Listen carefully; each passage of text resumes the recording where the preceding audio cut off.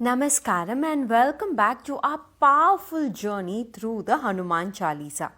In our last episode, we learned how Hanuman is the divine gatekeeper and our ultimate protector who removes all fear.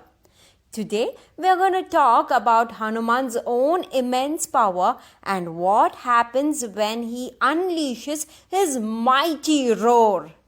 We'll also discover a special protection he offers against unseen forces. Are you ready to feel the power? Let's dive into the 23rd Chaupai. And it goes like this. आपन तेज संहारो आपे तीनों लोक हांकते कांपे. This verse means that Hanuman's power is so immense, so vast that no one else can handle it but him. The second line describes what happens when he gives a small glimpse of this power. Teeno lok hankate kape means the three worlds, heaven, earth, and the netherworld, tremble from your mighty roar. For an analogy, imagine a giant volcano.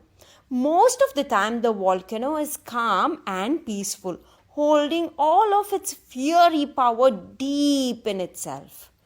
Only the volcano itself can contain that immense energy. That's like Hanuman's Teja. But when it rumbles just a little bit, the whole earth shakes. Similarly, when Hanuman lets out a single mighty roar, all the three worlds tremble in awe of his power. It's not a roar of anger, but a roar of immense strength and righteousness. Now, let's see how great power protects us in the 24th Chaupai.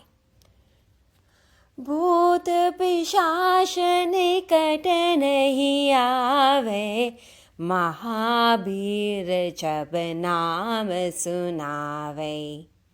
This verse offers a very special and a comforting form of protection. Bhuta Pishasha Nikate Nahi Aave refers to ghosts, goblins, and all kinds of negative or troublesome spirits. Do not come near. When does this happen? The second line tells us, Mahabir jab naam sunave. Mahabir, the great hero, is another name for Hanuman. So, the verse promises ghosts, demon, and negative spirits cannot come near a person who chants the name of Mahabir. Let's think of it this way. Imagine you're walking in a place with a lot of buzzing mosquitoes. It's very annoying, but then you turn to a special bug zapper light. That light creates a protective zone around you, and none of the mosquitoes dare to come near you.